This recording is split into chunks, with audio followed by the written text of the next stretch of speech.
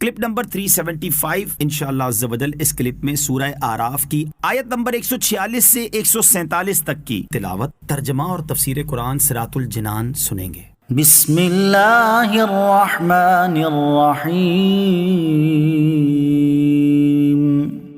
اللہ کے نام سے شروع جو نہایت مہربان رحمت والا ہے۔ سأصرف عن آیاتی الذین یتکبرون فی الارض بغیر الحق وَإِن يَرَوْا كُلَّ آيَةٍ لَا يُؤْمِنُوا بِهَا وَإِن يَرَوْا سَبِيلَ الرُّشْدِ لَا يَتَّخِذُوهُ سَبِيلًا وَإِن يَرَوْا سَبِيلَ الْغَيِّ يَتَّخِذُوهُ سَبِيلًا ذلك بأنهم كذبوا بآياتنا وكانوا عنها غافلين والذين كذبوا بآياتنا ولقاء الآخرة حبطت أعمالهم هل يجزون إلا ما كانوا يعملون۔ ترجمہ، اور میں اپنی آیتوں سے ان لوگوں کو پھیر دوں گا جو زمین میں ناحق اپنی بڑائی چاہتے ہیں، اور اگر وہ سب نشانیاں دیکھ لیں تو بھی ان پر ایمان نہیں لاتے، اور اگر وہ ہدایت کی راہ دیکھ لیں تو اسے اپنا راستہ نہیں بناتے، اور اگر گمراہی کا راستہ دیکھ لیں تو اسے اپنا راستہ بنا لیتے ہیں۔ یہ اس لیے کہ انہوں نے ہماری آیتوں کو جھٹلایا اور ان سے غافل رہے، اور جنہوں نے ہماری آیتوں اور آخرت کی ملاقات کو جھٹلایا تو ان کے تمام اعمال برباد ہوئے، انہیں ان کے اعمال ہی کا بدلہ دیا جائے گا۔ سأصرف عن آیاتی، اور میں اپنی آیتوں سے پھیر دوں گا۔ مفسرین نے اس آیت کے مختلف معنی بیان کیے ہیں۔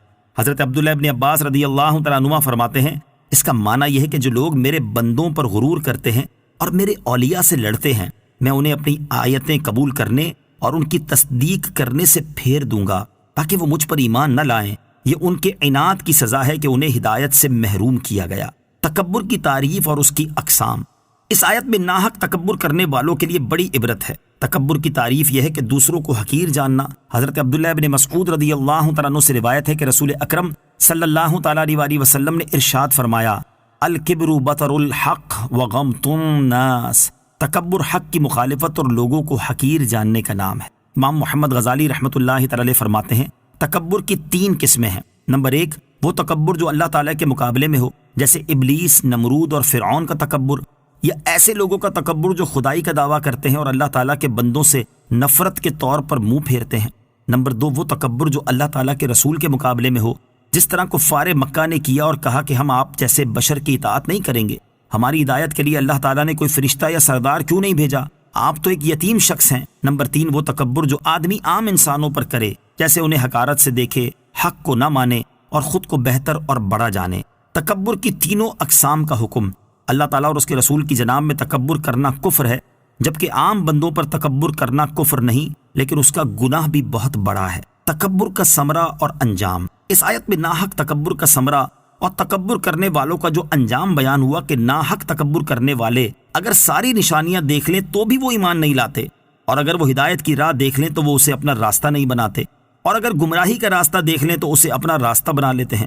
اس سے معلوم ہوا کہ غرور وہ آگ ہے جو دل کی تمام قابلیتوں کو جلا کر برباد کر دیتی ہے، خصوصاً جب کہ اللہ عز و جل کے مقبولوں کے مقابلے میں تکبر ہو۔ اللہ تعالیٰ کی پناہ، قرآن و حدیث سے ہر کوئی ہدایت نہیں لے سکتا۔ اللہ عز و جل ارشاد فرماتا ہے، يضل به كثيرا ويهدي به كثيرا۔ ترجمہ، اللہ بہت سے لوگوں کو اس کے ذریعے گمراہ کرتا ہے اور بہت سے لوگوں کو ہدایت عطا فرماتا ہے۔ تکبر ہی نے ابلیس کے دل میں حسد کی آگ بھڑکائی اور اس کی تمام عبادات برباد کر کے رکھ دیں۔